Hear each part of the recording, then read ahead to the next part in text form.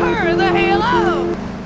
As someone who really fell in love with gaming in large part through Rockstar Games, it's no secret that I have a love-hate relationship with the modern entertainment landscape. That said, like with the first trailer, which brought me out of my cave to talk about my interest in the spectacle around media and the general GTA trailer hype over the years, the second GTA 6 trailer has brought me out again with even more thoughts. Now, I spent the last couple of days absorbing all the discourse around the second trailer, and I find it really funny that the more things change, the more they stay the same. From the view-farming thumbnails with circles explaining what you can already see yourself, to the people who think that this is the same Phil Cassidy from GTA Vice City who blew his arm off in the 80s but is now somehow back at the same age with both his arms, to some really outlandish speculation. Where that's your house that you'll be able to design and you're going to be able to do some repairs on it. Because if we can change up our home and modify it, I'm going to be playing this like Animal Crossing. Basically, Jason has full autonomy. He can live and survive without necessarily our inputs, and he lives a convincing and real life. This just shows the levels in which Rockstar are taking gaming to. This is absolutely insane. I'll be able to drive through someone's backyard. I'll be able to put a jet ski in their pool and f it up. What? It's hard to tell if any of this is genuine commentary or if it's just another race to cash in on easy views. But the same could have been said over 10 years ago when GTA 5 marketing was in full effect. Rockstar is really smart about throwing out just enough low information material and allowing the public to do the rest of the word of mouth marketing purely off speculation. The way the camera stops, then swings from Jason to Lucia, seriously looks like it's some moment where you actually get to pick your character or something. If you look closely, you can see that she's actually wearing wireless headphones, which means that we might finally, possibly, maybe, get to listen to the radio outside of a vehicle. Hey, it's possible that maybe GTA 6 will cover not just one, but two fictional states, Leonida and Gloriana. Who knows? What I'm interested in, this shows that there's interiors to planes as part of missions, okay? So are there interiors to the planes outside of missions? Meaning, can I like go and pull a DB Cooper, you know, load up into a 747 and then jump out the back or something?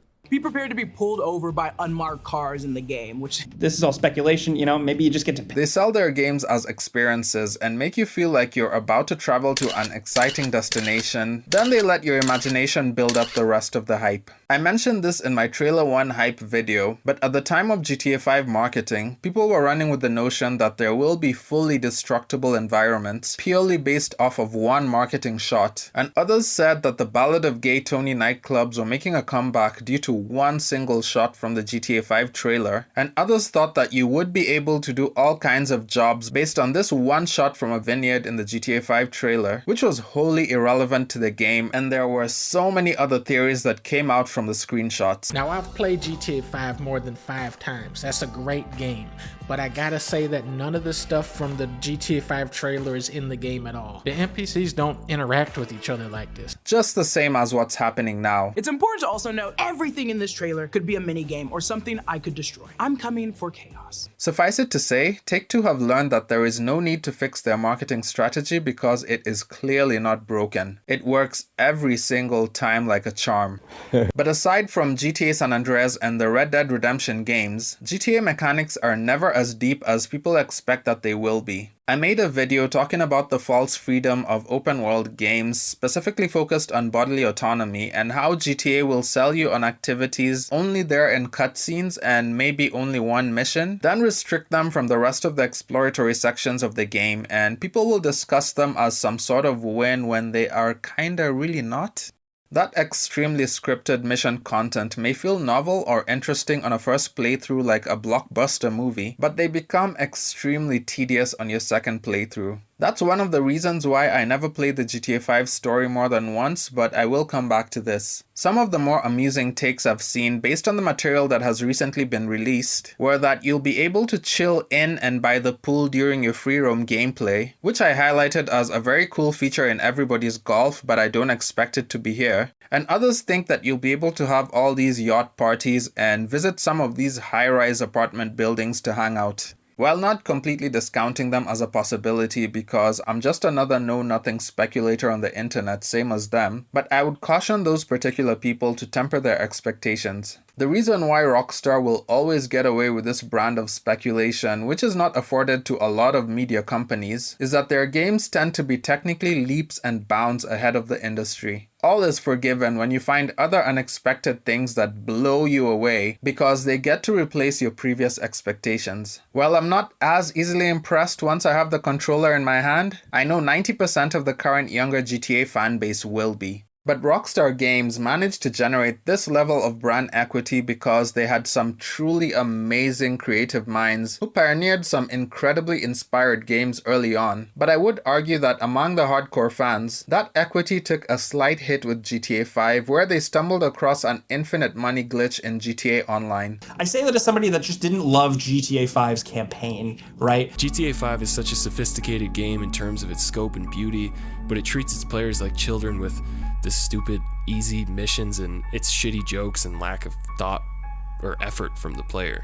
I didn't like Grand Theft Auto 5's story and single player at all.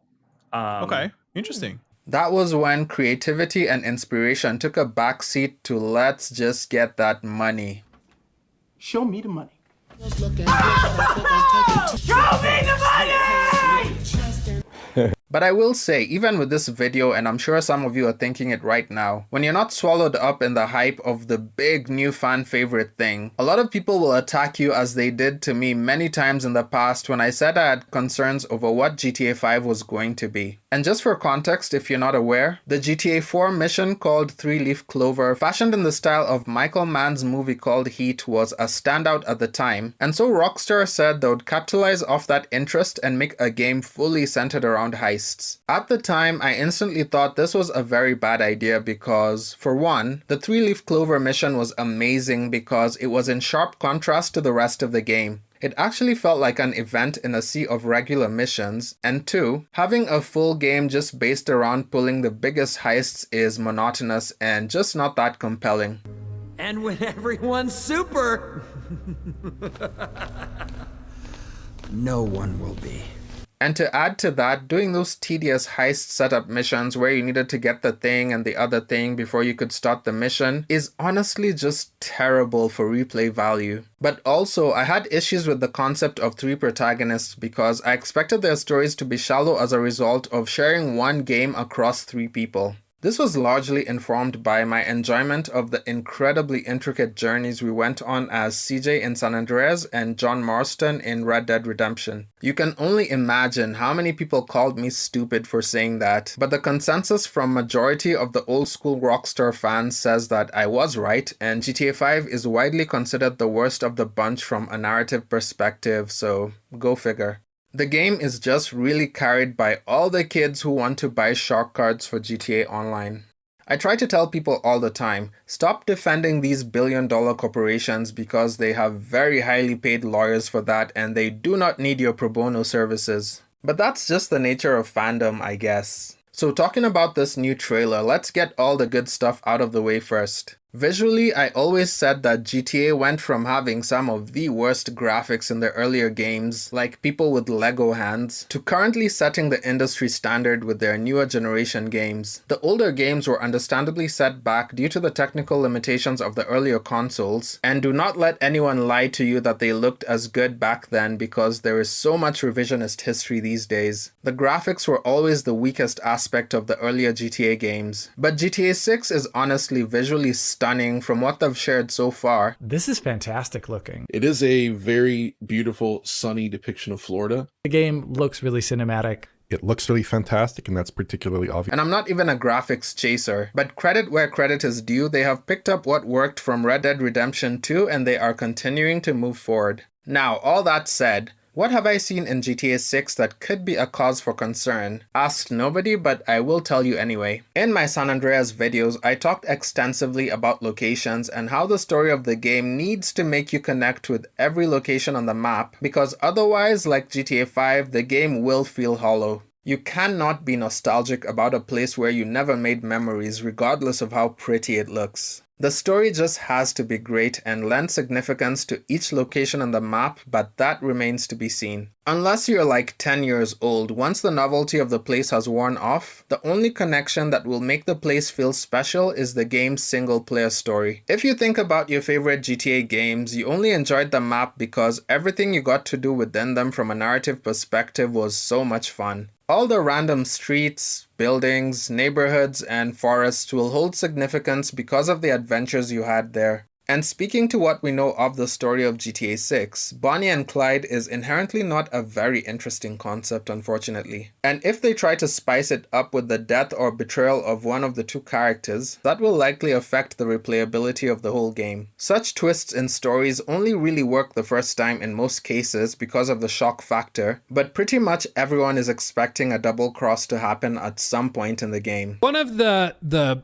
kind of leaks and rumors and things that have been going around is specifically that Jason is an undercover cop and he's going to betray Lucia. That's like the big plot twist in the game. I don't think that happens. But I believe he's been sending women in there as an informant or a snitch for the cops. I don't know.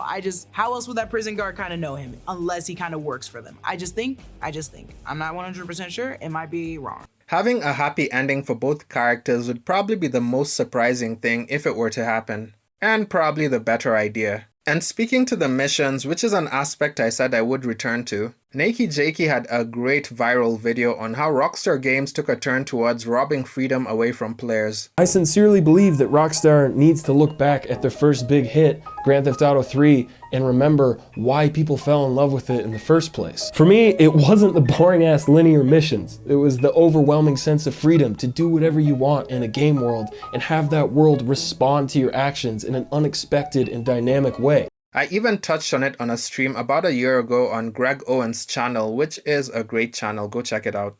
It's like they're trying to make movies and couch them as games, and so you end up with much longer cutscenes because, and those become very indulgent. And it gets to a point where you're like, the thing that separates gaming from film and comics and everything else is how engaging it is.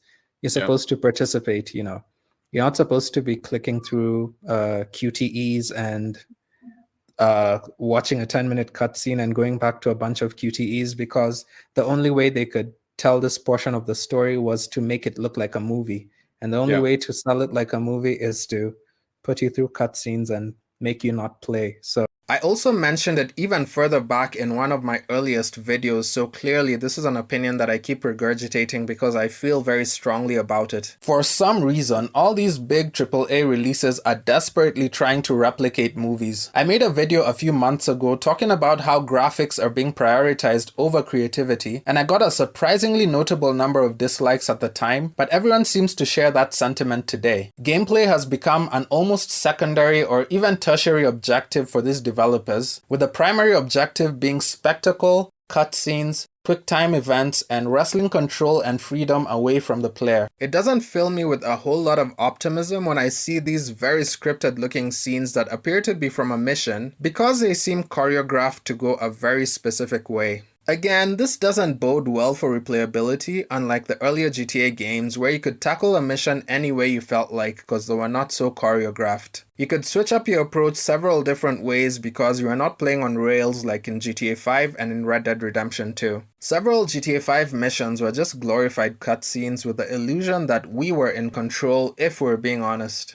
As a lot of the discourse surrounding the second trailer has been focused on graphics, I'd just like to say that I am not even the slightest bit worried about the visuals and whether they are real or gameplay versus cinematic, which seems to be the dominant conversation right now. I just don't think that is the most important thing to hyper-focus on or be excited about right now, even though the forward strides in gaming technology are always welcome. But people love all the hype and flash and they do not give enough thought to the substance. I would be more concerned about whether the writing is any good and whether the game will still hold up after you've acclimatized to the visuals and the density of the world. You know, the technical aspects of polish which Rockstar always delivers on. Because it looks good now, but a couple of months into owning the game, the substance is what will carry its legacy. That will be the real determinant of where GTA 6 stands in the Rockstar hierarchy of games. But also, the move away from the OG GTA progression incentives like unlocking new sections of the map progressively was a huge contributing factor to why GTA 5 was less interesting from the beginning. But at the very least, GTA 6 is not one single uninteresting landmass like GTA 5 was. There is at least the opportunity to segment the islands because they are accessed by different bridges. Now, I know a bunch of my subscribers have no interest in this game, but for those who are hyped for the game, let me know if you are $100 hyped for it, like all the kids I've been seeing saying that they would even pay $200 for the game. But that couldn't be me though. Like, if you're a broke boy, just say so. That said, thanks for watching and I will see you in the next one. Peace.